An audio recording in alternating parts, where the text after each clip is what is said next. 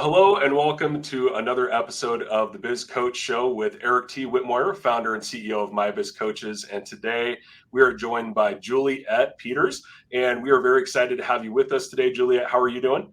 I'm great, and I'm happy to be here. This is a subject I'm super passionate about, so I'm glad I get to talk to it.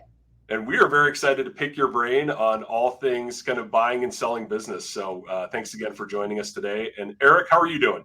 I'm doing excellent, David, and yourself?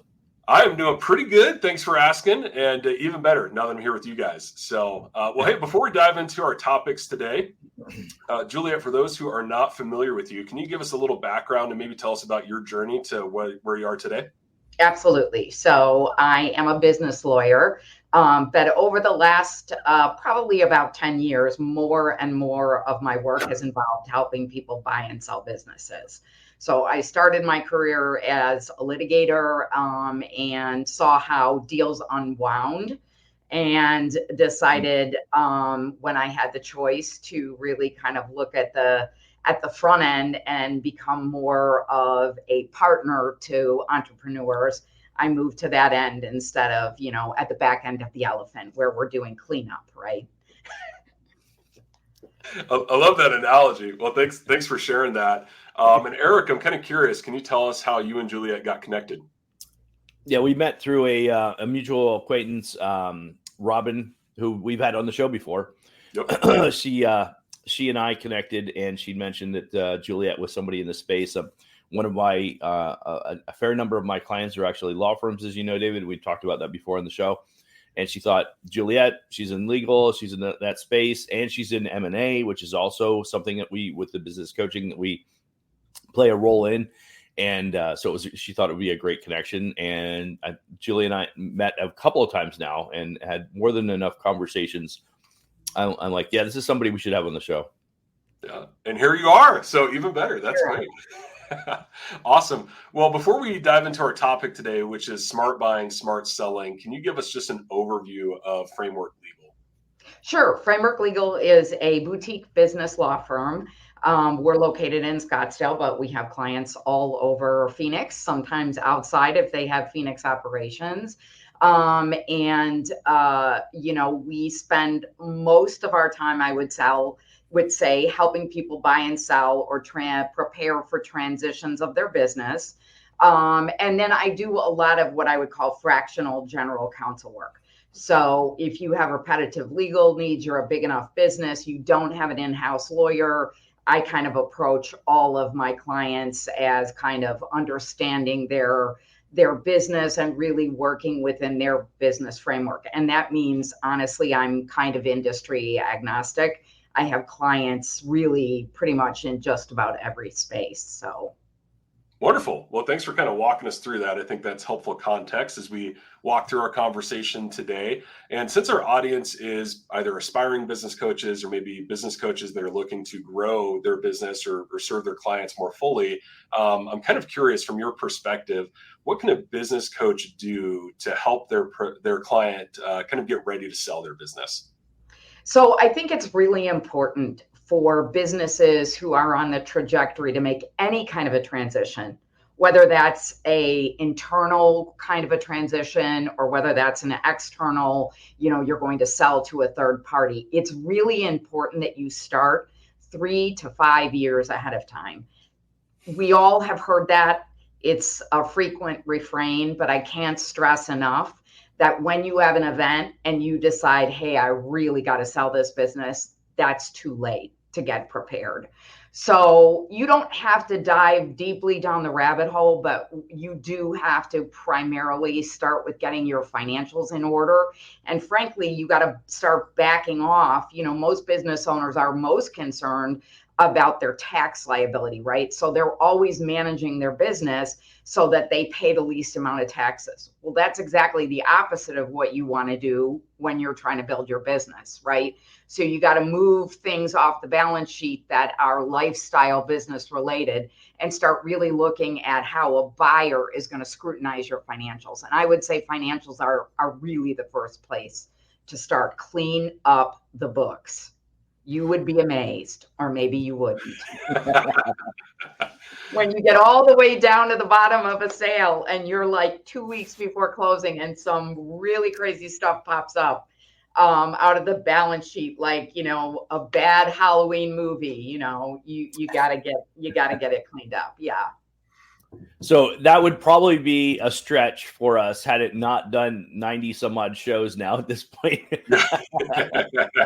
And how often that comes up, Juliet, that is, and to your point, what's crazy, hearing you say 3 to 5 years to prepare to sell the business, that's literally, what I've said to many of my clients, and they're like, what?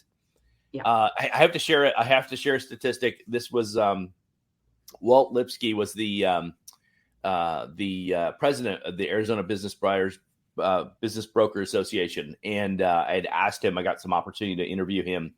And I asked him specifically, I said, what's the number one reason? He gave me 4 reasons. What's the number one reason why businesses struggle to sell? And he said it was financials was the big issue. Yeah. And we were going, kind of going through that whole scenario, and what just blew me away, some of the things you referenced, we'd done these things with their books a certain way, right? Because it made sense for us. But now that you want to sell it, you got to transition that. So ironically, I asked him, and he told me they did a study for a period of time. I want to say it was a 5-year span of time, and acquired 1,100 businesses over 5 years. And what they uncovered was the number of business owners who actually sought financial advice before they decided to sell. If it was over $5 million, they had acknowledged that it was about 25%. Yeah. Under $5 million, zero. Yeah. Literally zero business owners. They literally just woke up and said, I think I'm going to sell my business today. Yeah. So again, I'm sure you're not surprised, right? No, I'm not. And they don't know what they don't know. That's part of the role why you need a team of people who actually do deals. Because I understand you don't know what you don't know. Right. And I'm happy to take the laboring oar on educating you in a way that's going to be non-threatening, right? Because I think, you don't want to be lecturing people, right, on this stuff. And yet it's like a slow train wreck, right? You see it coming. And if you do this enough and you sell dozens of businesses, right, where it's not like there's a new thing every 5 minutes. It's the same thing. It just looks different in a different business. But the issues are really the same. And financials, top of the heap, really. Yeah. So, and people do all kinds of crazy stuff. I mean, I remember a business broker, I asked the business broker, what is the weirdest thing you've ever seen on a balance sheet? And she said, a horse. And I said, well, unless they're running a glue factory, I understand why that should not be on the balance sheet, right? Yeah, no. But I mean, that's the kind of stuff that, when you really have looked at your business kind of as a lifestyle business, even though it has enterprise business aspects to it, you have to begin to kind of look at your financials like a buyer would look at your financials. Right. Yeah. And that's the trick. And that's hard because nobody wants to have to tell you, gee, your baby is ugly, right? Gee, your spreadsheets, gee, your P&L is a mess. Gee, your balance sheet's all jacked up. But, you have to look at it like that, or because as you know, Eric, the number of people who actually sell their business to an outside buyer is very small, like 5%, right? So, look at the 95% of the other businesses that are out there that are viable and going concerns, but won't win the sale race because they haven't taken the steps they need to ensure transition. Exactly. Yep. Right. Yeah. Yep. Yeah. So, awesome. Well, great insight. So I'm hearing, start early, really get your financials in order. No horses, got that loud and clear, unless you're a glue factory, for sure. But as we're talking about kind of the backside of the elephant, which I love that analogy, by the way, any other common mistakes that you see entrepreneurs make when selling a business that we haven't already covered? Yeah, I think, there's a repeated set of mistakes that I see a lot, which is once you are actually in the flow of a deal, you need to know who on your team can help you gather the information that's needed for due diligence and also drive that all the way. Because due diligence is one part of the equation. But then once you get to actually documenting the deal, you have these things called disclosure schedules. And those kind of back up the promises. People think, oh, I don't need to do that because I showed them everything, right? But that's not how this goes.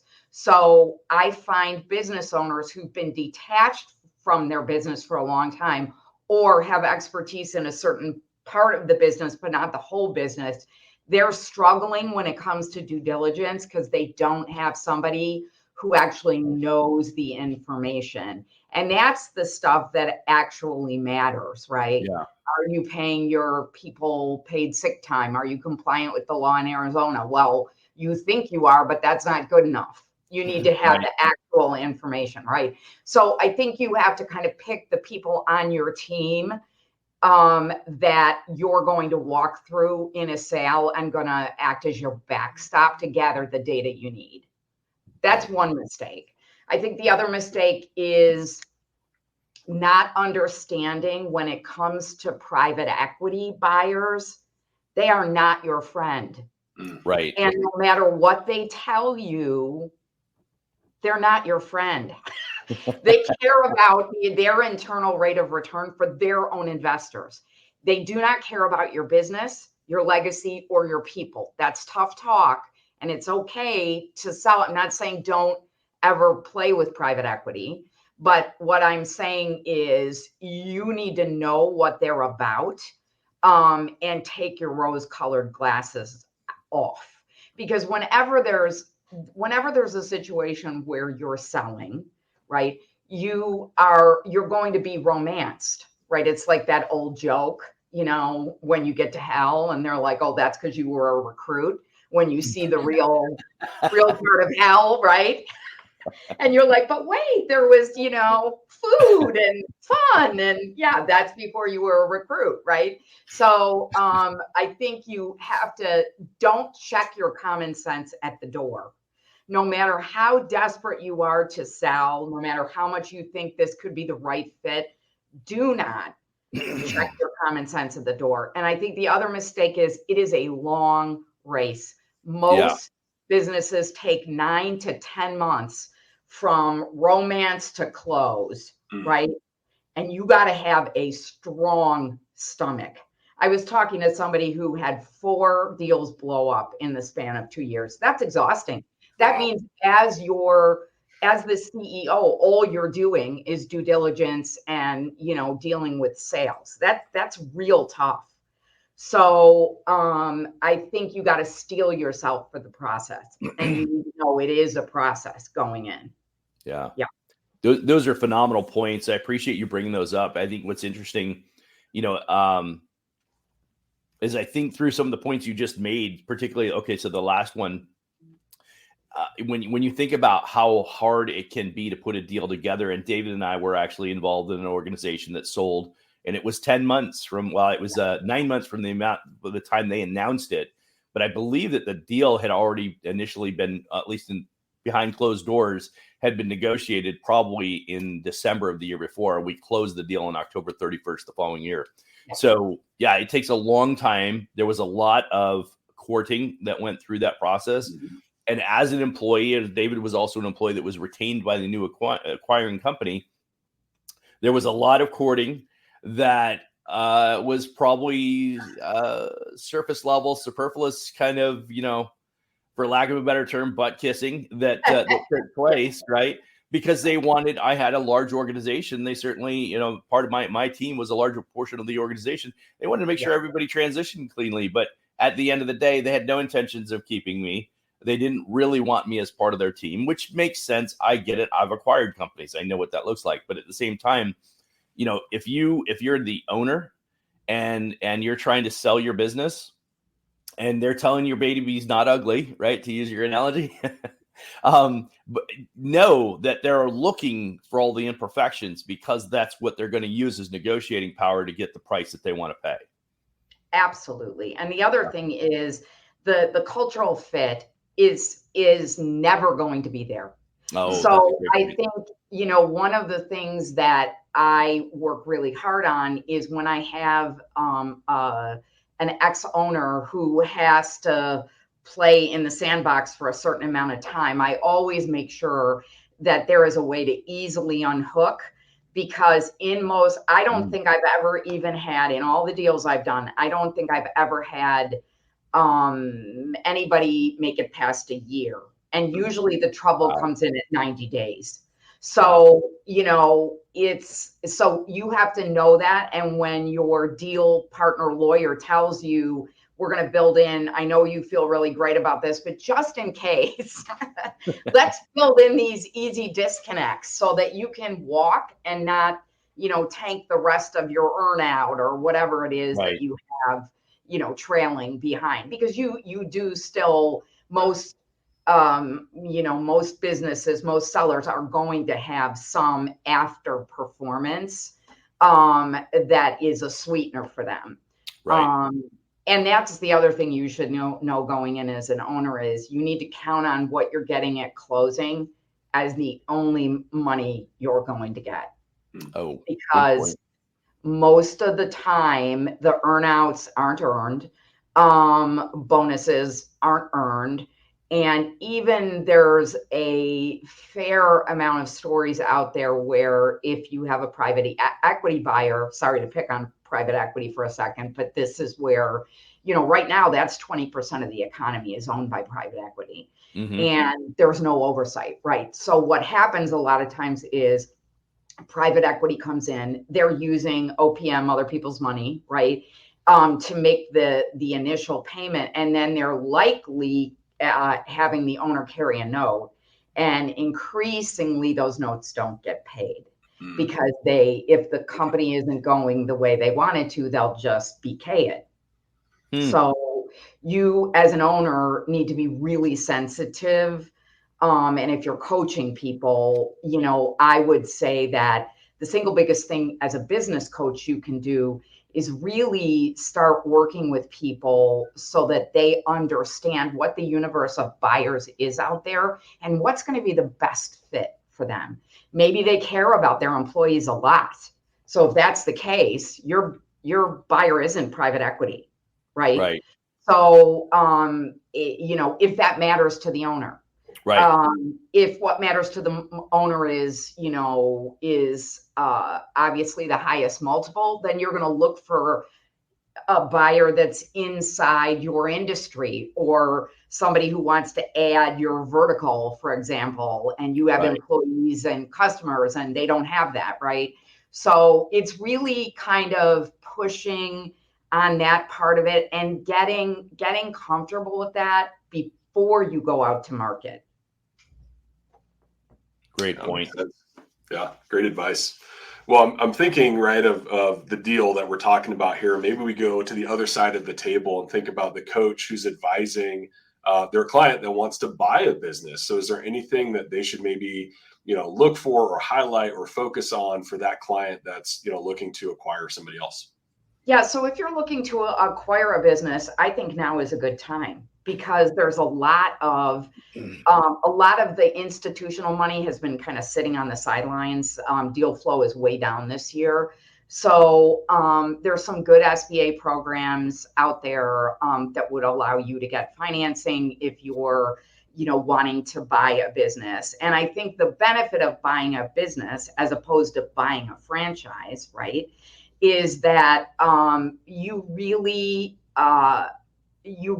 have, in a lot of instances, good groundwork, right, that's already been laid. So, in franchising, you have a name, right? You're buying a name, you're buying a system. We can talk at a different time about whether or not you actually get any of that when you buy a franchise. But I think that there's a lot of opportunity out there for people who want to buy a business, but you got to have somebody to help you. You got to have a lawyer. You got to have an accountant who can diligence the financials, right? You got to know what you're comfortable with from a risk perspective. I don't think it's ever a good idea to buy a business in an industry you know nothing about. I'm not saying that people can't succeed like that, because they do. I'm just saying it's tougher, right? It's a tougher road if you're attracted to an industry that you don't have any information about, right? A lot of times people have really good intentions, and so they'll be attracted to an industry because they see it as a good fit for their personality. Again, what you don't know will really come, back to bite you in the backside. So you want to do a lot of due diligence, not just on the company, but on the industry. I'll give you an example, right? Home healthcare, very, very popular, maybe 5 years ago, right? Everyone was trying to buy up home healthcare agencies. Well, people do it because they want to make a difference a lot of times, right? And they can be profitable, but it's also a really tough industry, made even tougher by the pandemic. So the people aspect of that is very hard, right? So you have to know that going in, so that you will be driven mad by attracting good talent, right, and retaining them. So again, do your research on the industry you're interested in, and then get help on the diligence so you know what you're looking at. And the thing is, everyone thinks, okay, well, I looked at the financials. Yeah, but you don't, as someone who's often on the other side of that, you don't know what you don't know about the way that business is running or their financials. You can only see the numbers on the paper. You don't know the workflows, the issues. So, I mean, that's what I would say, I guess, if you're looking to buy business. It is a good time. I look all the time because I know people that are interested in buying businesses, or I hear a client, that's looking for a certain type of business. But again, you got to pick through, a lot of probably a lot of not profitable businesses in order to find a winner. Right. Yeah. That's a great point there. Again, I definitely determined that if we acquire a business, Juliet, I don't want you to be on the other side of that deal. Get her in your corner, not theirs. Yeah, you're going to be on our team, not theirs. That's for sure. But as you were saying about the time, acquisition, one of my biggest gripes, I would say, with working with business owners, I love working with my business owners. I'm passionate about helping them be successful. One of my biggest frustrations is that they are often quick to choose not to spend the extra money for the resources. And you referenced it earlier. You referenced it here again. The truth of the matter is, spend the money, get the resources, get the accountant, get the lawyer, somebody who's been involved in an acquisition. And I've acquired businesses. I know the mistakes that I made. I mean, it's something as simple as I'm looking at the cash flow statement and I'm like, it doesn't match with the bank statement. Right. I mean, that right there is a telltale sign that there's an issue, right? It's like that. And forensic accounting can be really valuable to determine, okay, hey, something's not right here. It was a heavy cash business. So that didn't surprise me.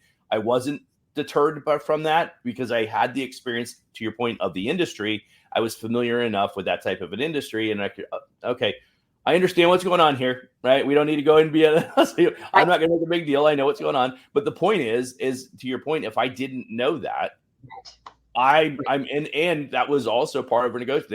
They wanted a lot. They wanted, substantially more. I'm going to say about 30% more than what we were willing to pay, because I knew what was going on, right? And the numbers didn't match up. And I'm like, no, we need to resolve this. This isn't going to fly, right? So, great point. Exactly. And I think that feeds back into, look, I have a sign on my wall. I'm going to take it down. It says, only share your gifts with people who want to receive them. And I think that's the issue, right? Which is, I love helping business owners, right? But sometimes you can't help, you can't stop them from doing things. I guess I always look at it big picture. That's their journey, not mine, right? So they have a journey there. But I think the having solid help is probably the most critical thing. So, for example, when I sat down with a business owner who's a client of mine, and we were talking about his transition plan, what it looked like, and his transition plan was internal, right? Mhm. And so the first thing I said was, and of course, he's picked somebody who he knows not going to work. It's not going to work. He knows it already, right? And so, my job is to just kind of mirror that back to him. And this was not a legal discussion. This was all business. And I said to him, I'm like, have you thought about getting this guy a coach? Like, if you really want to transition him to do this set of duties, and that's important for you to build an enterprise level business where you're not in the day to day, he's got to have skills, right? And he doesn't have those skills. Of course, I don't think he's ever going to have those skills, but that's a different story, right? And the point was, well, why would I hire a coach? I mean, he doesn't need a coach.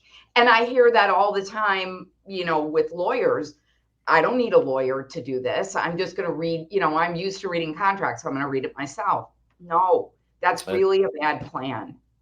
But again, only share your gifts with people who want to receive them. That's it. That's all you can do. Love it. Absolutely.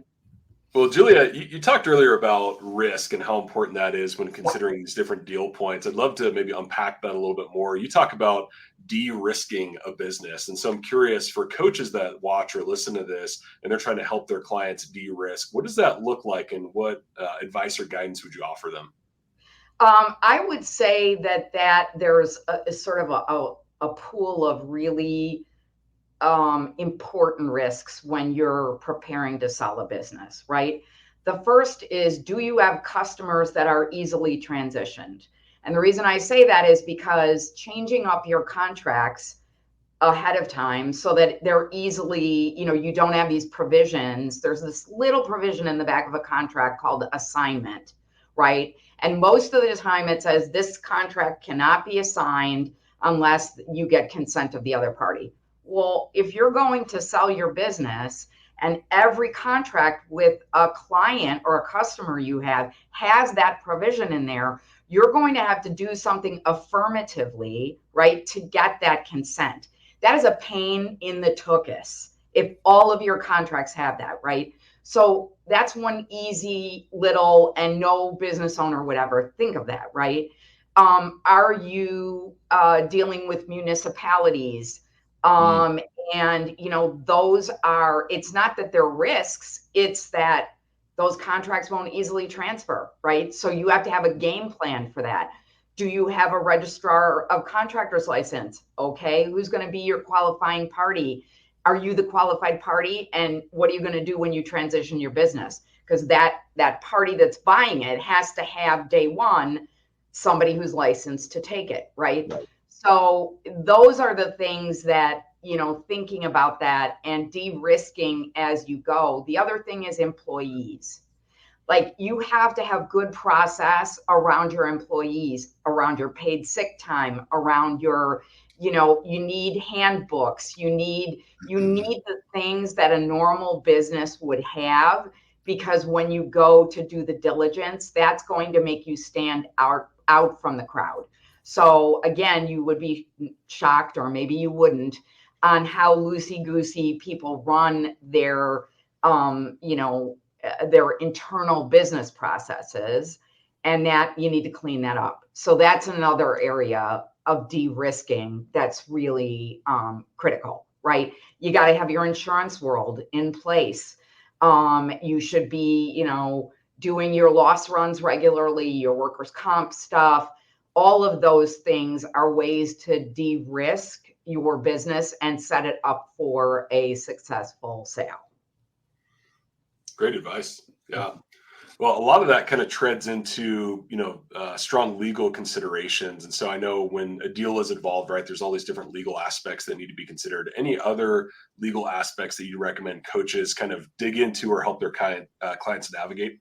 Yeah, I think debt is a big one. There are a lot of people out there with SBA debt.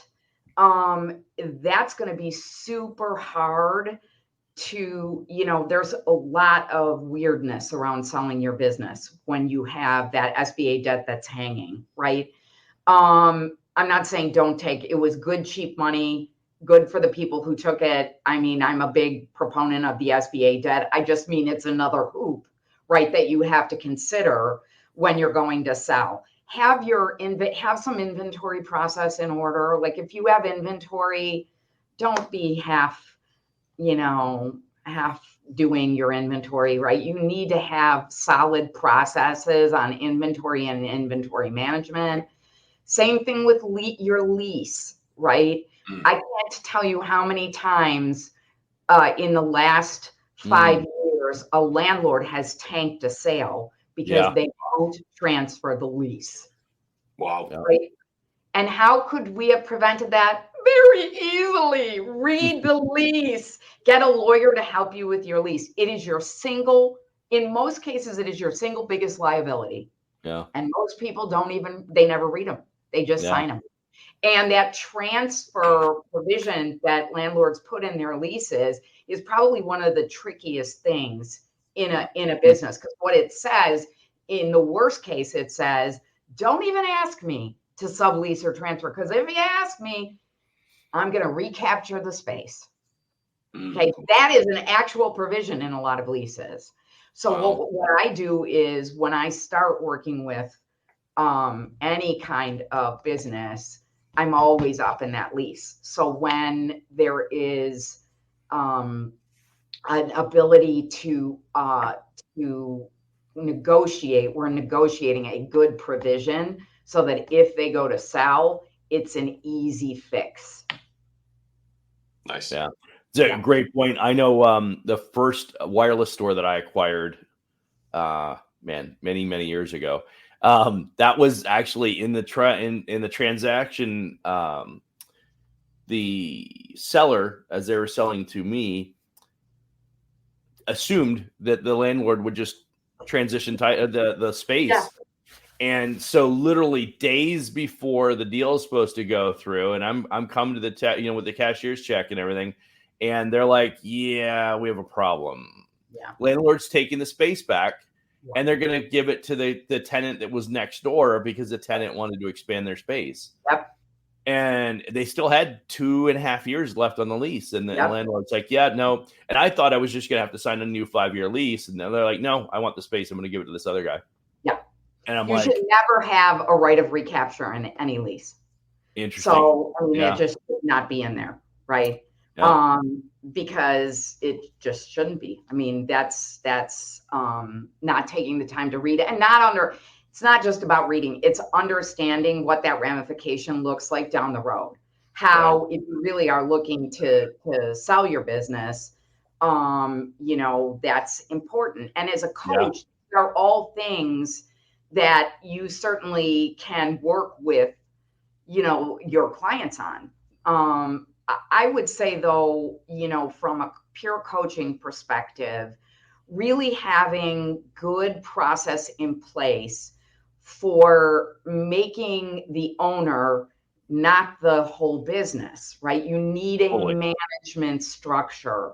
You need people, and that is where a coach is invaluable, because a coach can work with the team and the owner to produce what looks like a leadership team that makes you much more attractive to a buyer.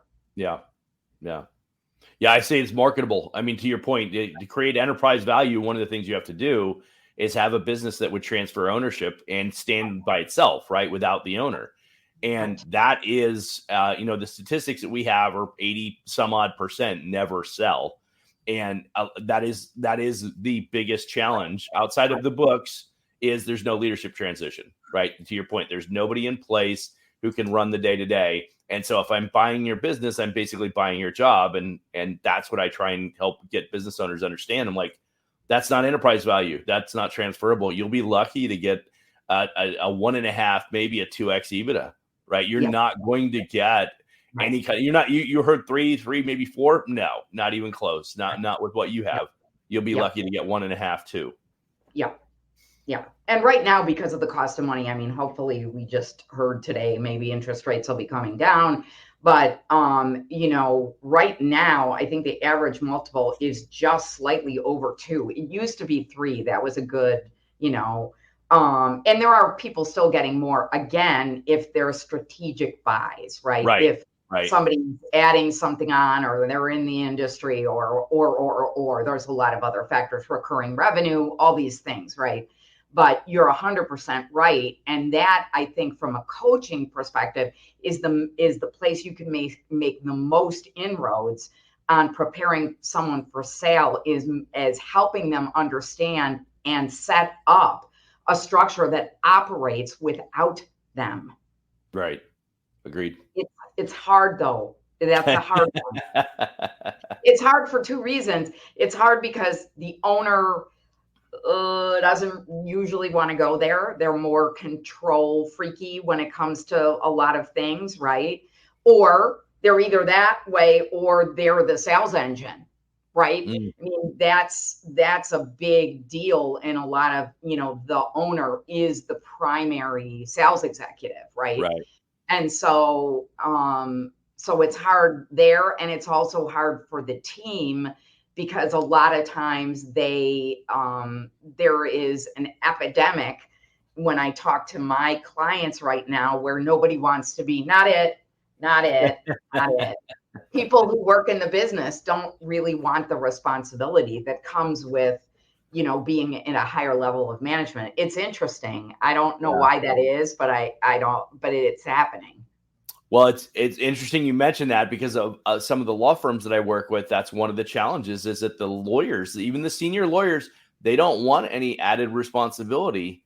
And so, my coaching, my counsel to my client is that you need to find a lawyer who wants to absorb that responsibility, who can come in and play that role and offset some of your, day-to-day functional responsibility, be the managing lawyer or whatever. Lawyers, right? Business operations. I think, what's interesting is we could go down a whole road on law, and I have a lot of thoughts on that. And I know that's not the focus of what we're talking about, but law firms have never really been good at management, period, and end of story. What they do is they take one of their best lawyers and they make him or her, mostly him, a managing partner, right? And you need a business person as the head of your, you know what I mean? And there are firms that do that. There are firms that have CEOs, some of the larger, the Amjur top 20 that do that, right? And smaller firms have that sometimes, somebody who's really good at the client development and also good at the management, because usually that could be the same person, right? If you're really good at getting clients, you're likely really good at managing people. You just don't want to be bothered. That's a different issue. But I know we're not talking about law firms today. I have a lot of thoughts about that. So I love it.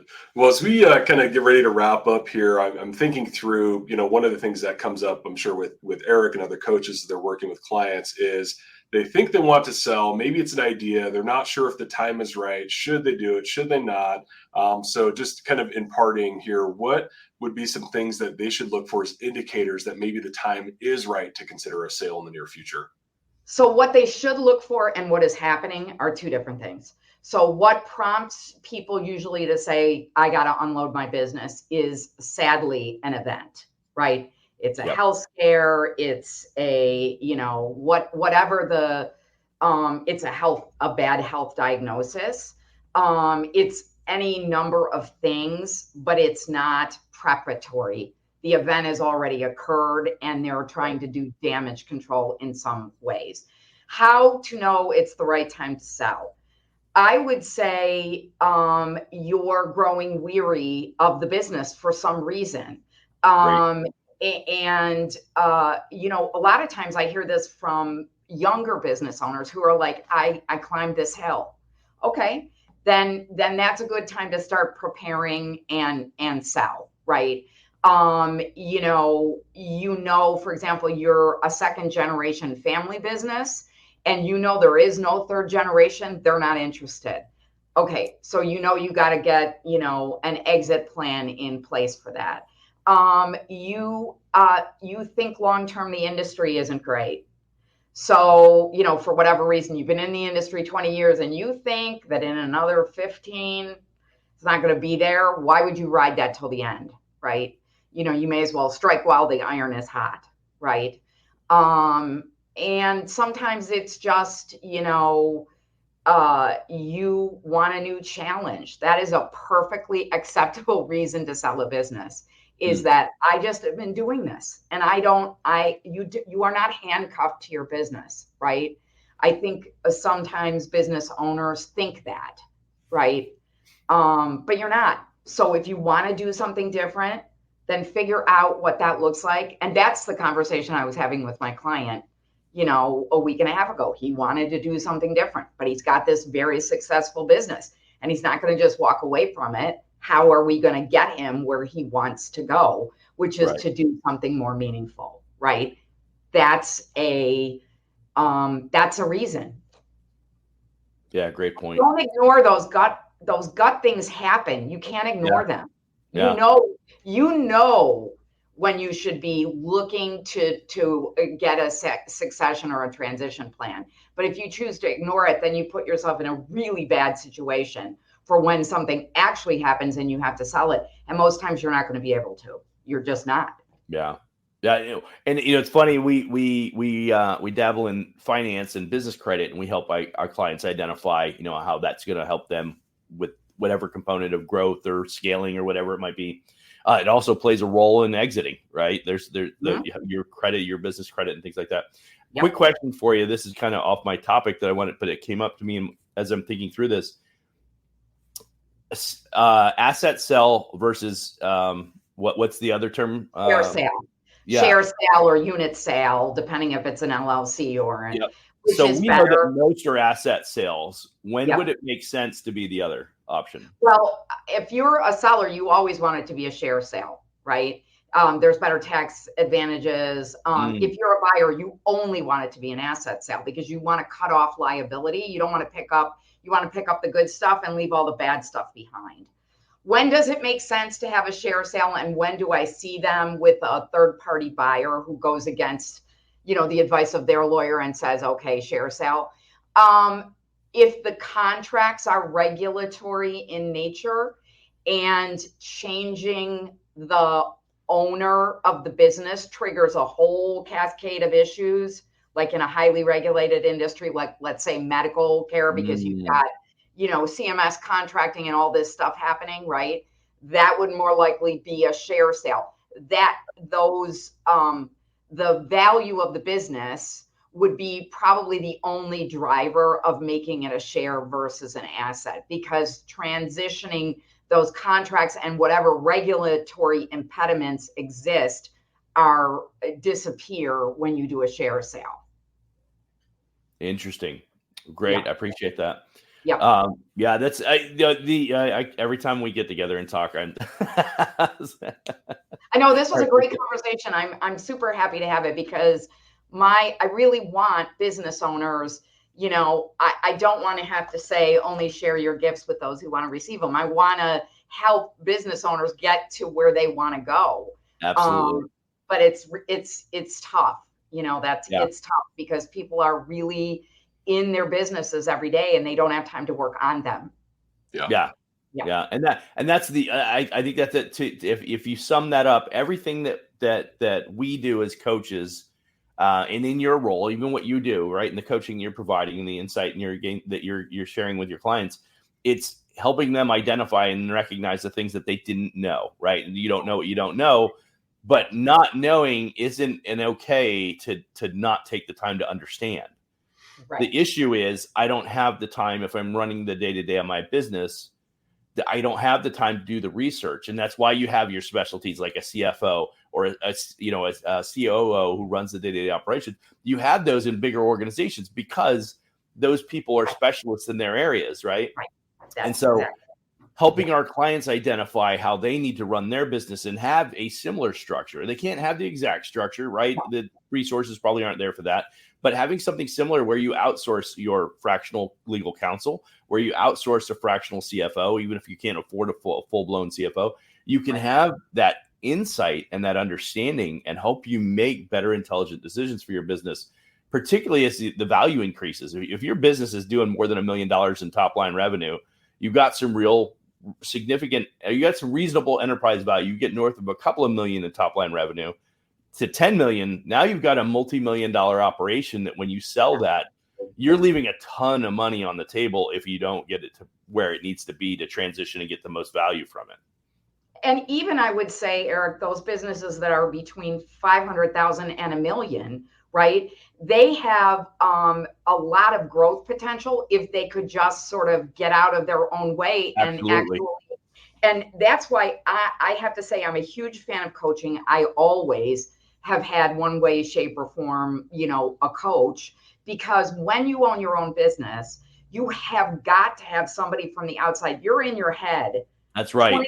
24/7, 365, right? You've got to have somebody outside of your head that can help you see. That's almost a way of upper limiting if you say you're too busy to actually take time, energy, or effort to put into that. I do think you're limiting what your potentiality is, if that's important to you, because I think you have to have, look at running a business. I don't care what business it is super complex these days, right? You have all these things you have to think about, worry about, do, it's a lot when you're a smaller kind of entrepreneur, and you can't do that by yourself. It just doesn't work. Right. It doesn't. So, Agreed. Yeah. Well, then I think that's where Framework Legal comes in, right? So that's a good transition here. Is there anything else that you want to share today? I mean, you've had so many great insights and kind of perspective on all of this, but anything that you want to share specifically about Framework Legal or the work that you do with clients and how that may even help business coaches? Yeah, I mean, I think, the secret sauce for me is that I've had a lot of experience in business. I worked in a business. I run my own business. And I don't think that there are lawyers out there who are like that, right? And I would say if you're a business owner, you need to gravitate towards those lawyers who understand that, because I think you need a partner as a business lawyer who has been on the inside and is making those decisions, weighing the risks and, the positives. I very rarely tell someone, no, you can't do that unless they're, planning to do something that's, illegal or is trouble for whatever reason. But, most of the time it's their decision. They have to make the business decision, based on, sort of the risk profile and the risk factors, and having somebody to bounce that off of is really I think it's invaluable. And that's really what is my secret sauce. I was very happy that my client reached out to me on a non-lawyer discussion about what to do about transitioning his business, right?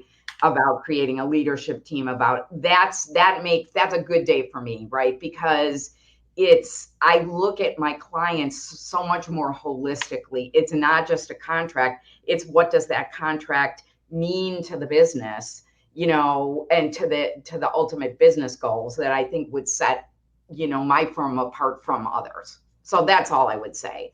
Yeah.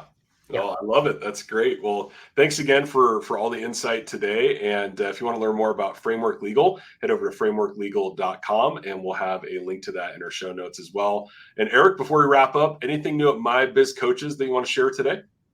Not yet. We have the big announcement coming up here pretty soon in a couple of weeks.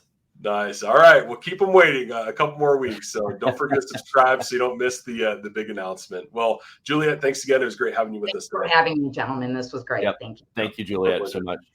We'll see you.